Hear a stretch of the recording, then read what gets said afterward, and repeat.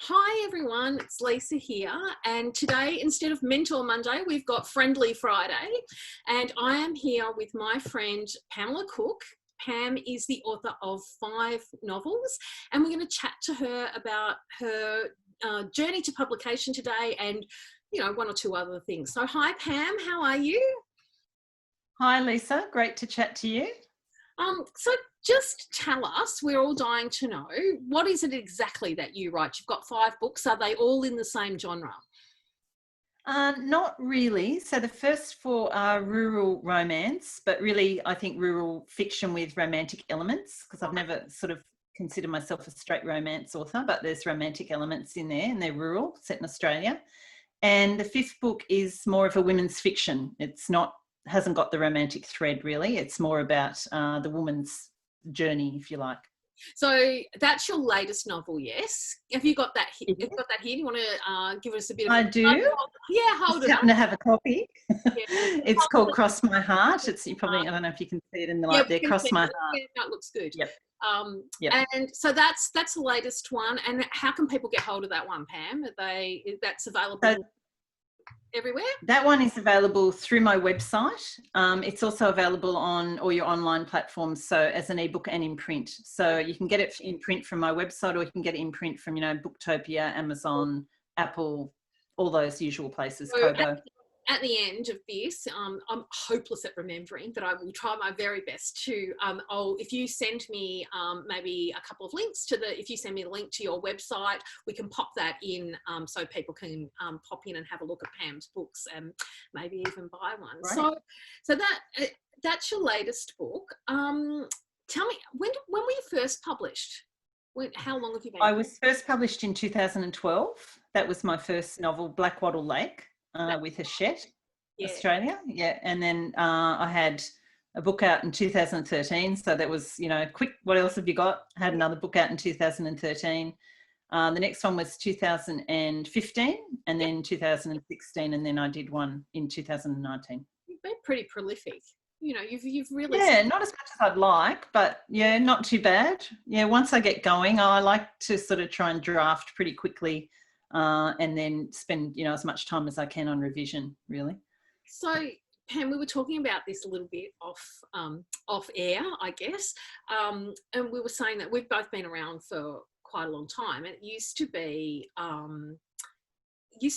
once upon a time when you first got your first contract, you would get called up on the phone by the publisher and they would say, we'd like to make you an offer. And that kind of doesn't happen as much anymore with email, and you often sent correspondence via, electronically. But one of the things that used to happen quite a lot in author and reader communities was that we'd hear the story about your journey to publication. It was called your call story.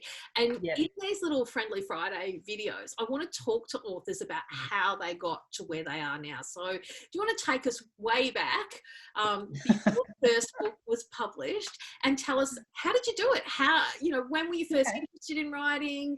How did it all come about? How did you get that first contract, and then exactly kind of what happened from there? So over to you. Yeah. Okay, great. I love those stories too. And they're always so different, like from your own. I mean, there's often similarities, but so like many authors, I had an interest in writing from when I was a kid, and probably wrote more poetry and things like that, as a teen, probably angsty teen, heartbreak poems, I guess.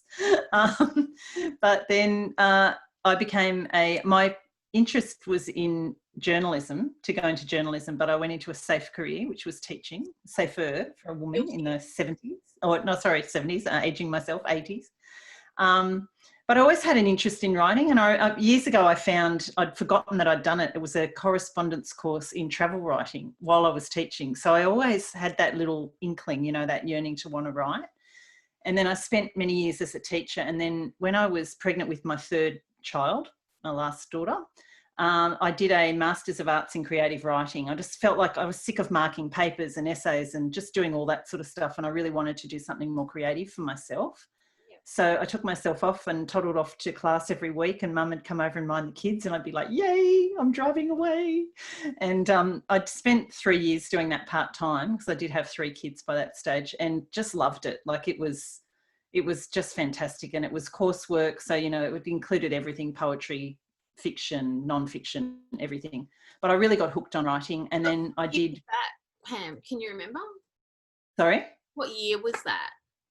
Yeah, that was in the year 2000. Oh, I okay. started and I finished in the end of 2003. Right. So I took it slowly. I only did one subject at a time. And then I did, after that, I did which was a really important turning point for me. I was hooked on writing, but then I did a year-long course at the New South Wales Writers Centre then. It's now Writing New South Wales, it was called First Page to First Draft. And the idea was to write a novel by the end of the year. Oh, wow. And I didn't write a novel by the end of the year. I think I went from 9,000 words of something I had at the beginning probably to only about 20,000 words. But nowhere near a novel. I learned a lot, yeah. I learned heaps.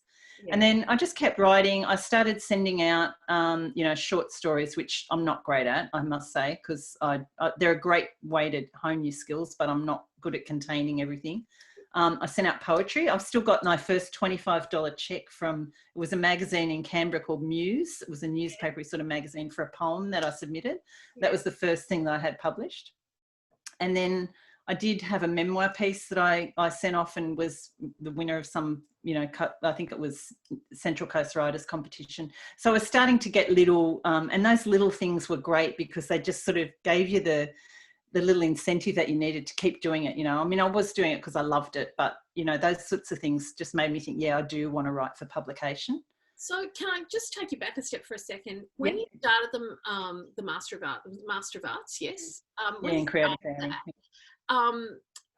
Was your intention then to write a novel, or when do you think the actual idea that, okay, I want to be a published novelist, I want to write a work of fiction that's I'm going to see on the shelf in my local Dymocks, when do you think that came about? I think it started during that time of doing the masters, because there was a course in there which was to write, I think it was up to about 10,000 words, and it could be part of a novel or it could be something within itself. Mine was sort of about this woman who was on a journey. It included my experiences in Nepal, so it was semi-memoir but more fiction. And just when I got to the end of that, I really enjoyed that process of writing that longer form. And I thought I wanted to keep going. I wanted to tell more of the story. And then, so I think it started there, but then definitely doing that year-long course on novel writing just really got me hooked, and I thought, yeah, I'm going to do something with this. It took me another 6 years to finish that novel, I have to say, the first one. Yeah. And that was sort of more a literary thing. Yeah, which is often the case, isn't it? We often sort of know where we fit, and we often sort of start. I think a lot of writers start with the idea that they're going to write literary fiction, and then maybe find, because I don't know about you, but and you, as you said in your intro, that you tend to write more romantic elements than sort of your classic romance. And I've got a few, more of your classic romance novels, but then I've now branched into women's fiction. But I guess it was more for me doing study and joining professional associations when I found out more about, like, I think I'd read a lot of literary fiction and I hadn't read outside that. I'd read a bit of commercial fiction, but the more exposure I had to genre fiction, the more I enjoyed it and the more I wanted to be published in it. So that's true for you, yeah. So you were talking about your memoir and your short stories. So we'll get back on track. Sorry, I do like. No, that's fine. So I did have this sort of literary fiction novel. I got to the point where it was like, you cannot keep revising this thing. You have to start sending it out. And I started sending it out probably in around, or I was still revising it, but I was sending it out probably around 2008 to 9. Yeah. And then I got a couple of bits of interest, but basically the problem with it didn't really have much of a plot. So, it was literary fiction. So, I thought it was. Anyway, then a friend suggested to me that she'd done NaNoWriMo, which was to write a 50,000 word novel in a month. And over the course of the time of writing that first novel, I, of course, did loads of courses, bought pretty much every craft book you could buy, devoured all that. Like I was constantly learning about, the process of writing. Yep. And maybe using some of that in that novel, but obviously storing a lot of it away, particularly about plot. And So in 2009, I did NaNoWriMo. Yep. And I wrote 50,000 words in a month. It's the only time I've ever actually finished the 50,000 words that I've started Nano. And there was a story there. It was a whole story. It just came out. I started with the image of a woman at a gate. It was a horse property. I knew that it was her mother's property. Her mother had died, and that was all I knew. And then because I'm not a plotter, so I just kept going and make things worse. Got to the 50,000 end and thought, yeah, I think there might be something in this. And then I just spent the next probably 18 months dipping in and out of it. And I still had the other one. I was semi-subbing. And then in 2011, I applied for the Hachette Manuscript Development Program with that particular novel. Okay. Yeah. And so the idea there was sent 50 pages off, and I, revised those pretty tightly. And then I thought, and the idea, if they wanted to see more, they would let you know. I think I had from the July to the October. And I thought, that's good. It'll give me a deadline and I'll revise the rest of it. If by any chance they want to see it, it'll be ready. I didn't do that, but I did get the phone call to say, we want to see the rest of your novel. So then were you panicking at that point? It was mental. I got that phone call. I was driving back from down the coast in my combi, and the character in the book was in a combi. And I basically had 48 hours to revise the thing. And my daughter was coming back from New York after a school trip away for 2 weeks, was going to be, oh, great, I'm home, I've missed everybody. And I just basically pretty much drank coffee for 48 hours, sat up and then finished it and pressed send and went, oh, well, that's the end of that. I've just blown that chance. And then I think that was October, only about 3 or 4 weeks later, I got a call saying I'd been accepted into that program. Wow. Yeah. Yeah. And so was that your first published book? Did that then go on to become your first published book? Yeah, it did. So that was Blackwattle Lake, and I kept the title that I'd given it. That's in itself, Pam. Yeah, it is. It is. It was amazing. I get my titles. But they didn't go, if you went on the program, so basically there were 9 or 10 writers, I think. We went to Brisbane. We had a weekend with the Hachette editors. They'd already read your manuscript by that stage. It was great. There were, agents there. We had lots of talks about publishing and everything. You had a one-on-one meeting with the publisher who had read your book, and I spoke to Vanessa Radnich about mine. And she said, what do you want to do with it? And I said, well, I want to change it. I want it to be a literary novel. And she said, no, don't do that. Don't do it. I didn't know at the time that I wrote that novel that rural fiction was really a thing, rural romance. But they were looking for rural romances. And basically they snatched it up because of that. I think I was really lucky. It was right place, right time. And so that was published. That was in 2011. And, you were talking about the call. I was in that same combi dropping my daughter off at a debate, and I had all her little debating friends, and I was dropping them off, and I got the phone call from the publisher. Did you cry? And I basically said to the kids, get out of the car, get inside. And she said, oh, we love your book. And I said, no, I was waiting for the but, and she said, and we want to publish it. And I just remember sitting in the combi screaming my head off. I'm like, oh, and we want it to be out by Christmas. And that was like June, I think, 2012. And it was out in December. Yeah.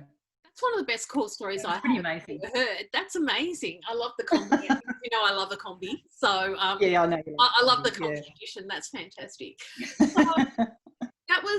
It came out in 2012, and so you've had another 4 books since then. So all of those books with the Hachette, or what's happened since then? Can you just give us a little bit of a précis of how your career's gone from there? Yeah. Well, that came out in December 2012. As I said, rural romance and rural fiction was really popular, and obviously continues to be, but that was sort of the beginning of the big, burst of it, I think. So it did pretty well, not very well, but it did well for the Australian market. And so it got to February, and of course my publisher said to me, what else have you got? I had nothing, because I was just basking in the glow of having a novel out, So I basically managed to pull together a couple of different story scraps that I had, smushed them together, and wrote my second novel, which came out in December 2013. That was a really quick, tight deadline. That was interesting. And then That one was Essie's Way. Oh, that's right. I remember that was the first of your books that I read. Yeah. Okay. Well, here's a nice little tangent. I'm currently revising that book because I got the rights back for it, and I'm changing the title, and there's going to be another edition of it. So, oh wow, I'll be really interested to see what you do with that one. That'll be fantastic. Yeah, I think that might have been around about that, because I think that came out. When did that come out? Did you say 2013? December 2013? Yeah, and I had just at that point just received a contract for my first book, which was coming out in the April. I think it came out, and so I was I really particularly remember Essie's Way because it was everywhere when I was and I was also being published in rural, so I was very aware of other rural books out there, and I remember it seemed to be like the big book of the time. So I'll be really fascinated to see what you do with that book. So anyway, again, I interrupted you. So we had the second book in 2013, and then the next one was 2015. That one was called Close to Home. Yeah. And that was another rural about the Hendra virus, because I'm a horsey person. We've got horses, and we were involved in Pony Club, and there was a lot of stuff around Hendra. Yeah. And then the next one was The Crossroads, which was set in the outback in Queensland. So most of the first three were all set sort of southern New South Wales-ish in fictional towns. That's kind of your neck of the woods, yes? Yeah, so I live in the Illawarra. When I wrote all those books, I actually lived in the southern suburbs of Sydney, but we had a little holiday place down on the south coast, and that's sort of the place of my heart. You know, that's where I've spent a lot of holiday time, and my daughter lives there now. And so that's been a big setting for me. And then my publisher actually said to me, can you write something in the outback? And I said, well, I've never been to the outback, so probably not. I really need to be in the space, you know, to absorb it. Anyway, there's a long story about how I ended up getting to be in the outback, and it all happened around the same time. It was one of those spooky synchronicity moments where the publisher wanted outback, she wanted the pub as a central motif sort of thing, and then I got a phone call from a librarian who was in a town called Winton in Queensland, and said, we want you to come and do a library event. And I said, oh, I think you got the wrong person, I live in Sydney. And she said, no, we actually do want you to come specifically. We've got drought relief funding, and we love your books up here, and we want you to come. It was in the middle of the outback in Queensland. Amazing. Yeah. And then this is the only time it's ever happened, Lisa. I went to bed, I started doing research about, okay, I've got a couple of thoughts, but I don't have no story. And I did a little bit of research because around that time the drought was really bad, and there were stories about, businesses closing and suicide, sad stories about farmers and things. And I basically been doing all this research. I went to bed, was in that half space between, sleep and wake, and this whole plot line came to me with the 3 characters, blah, blah, wrote it down, looked at it the next morning and went, yeah, that's the book. That was that book, wasn't it? It was gifted to you from the Powers That Be. I don't know who they are, but yeah, wish they'd do it more often. Yeah, me too. Yeah. So that kind of brings us up to your current book, and you've gone a different path this time. I have. Yeah. So do you want to tell us? Yeah.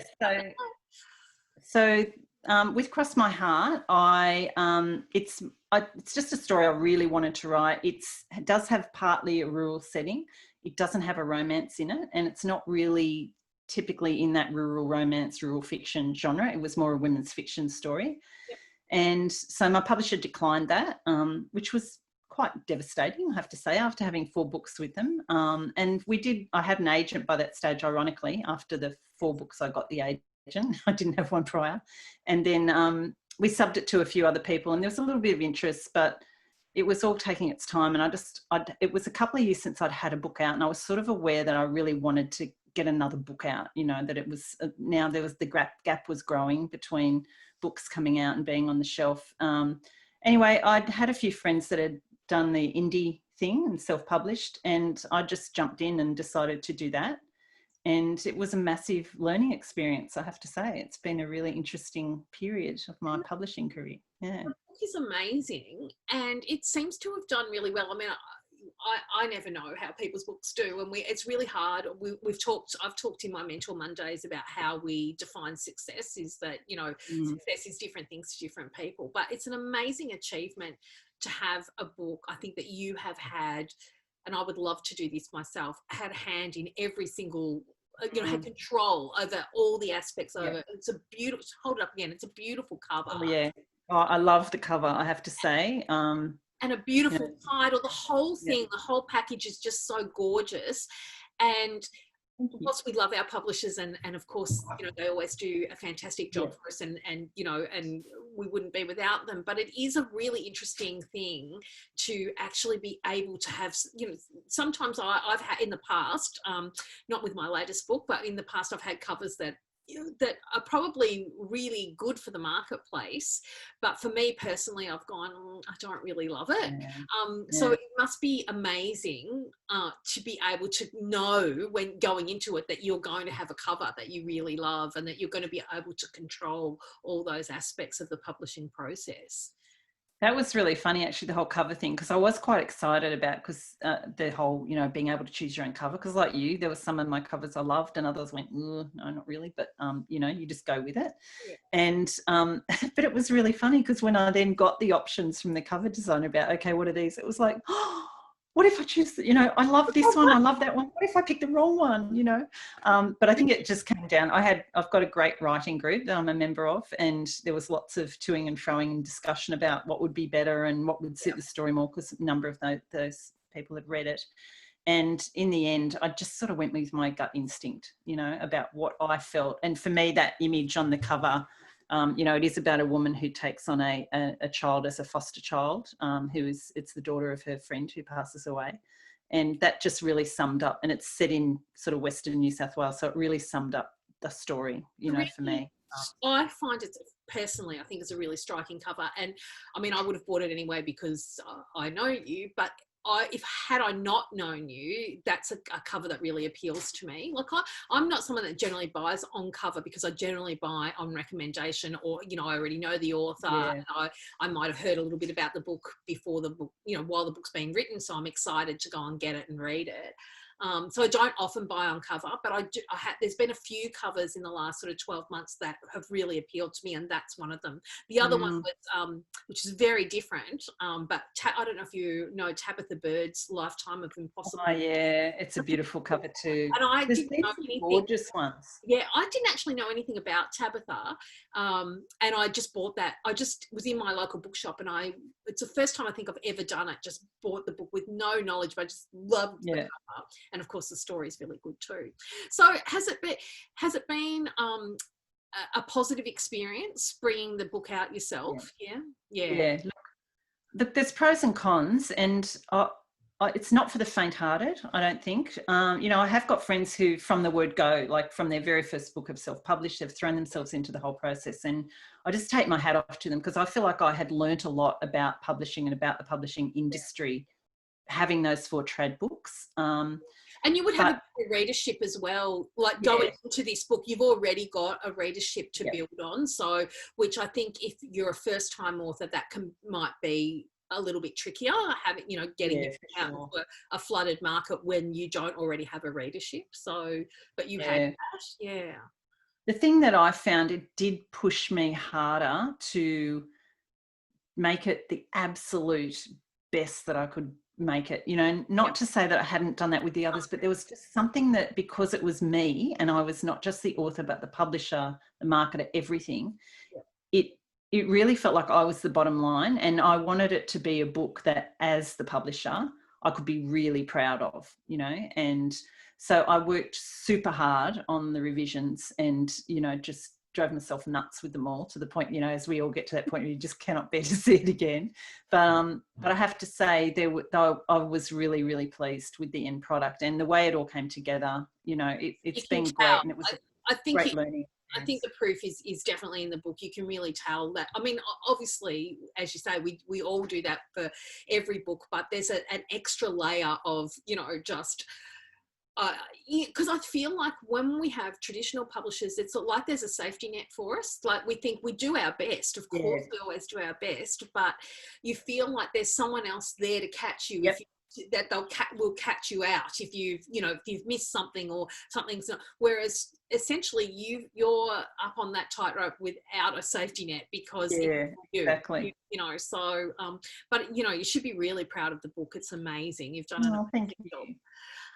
So Pam, before we go, have you got any tips or any advice, something that you wish maybe you knew before you started out, or just a tip in general for people who are pre-published or perhaps just going into publishing their very first book? Have you got some Pam wisdom for them? Oh, I could talk for hours about all that, but I won't. Look, there's probably a couple of things I would say. One thing I always say to people is, don't go into writing fiction for the money. Yeah. If you sell books and you make some money out of it, that's brilliant, and it's a great bonus. Yeah. But very, very few authors can make an earning that they can live off. Yeah. Particularly here, I think in Australia, we do have a limited market. A lot of Australian books don't sell overseas, and that's not to say that you shouldn't aim to make money, but if that's your be all and end all, really I think you're in the wrong game.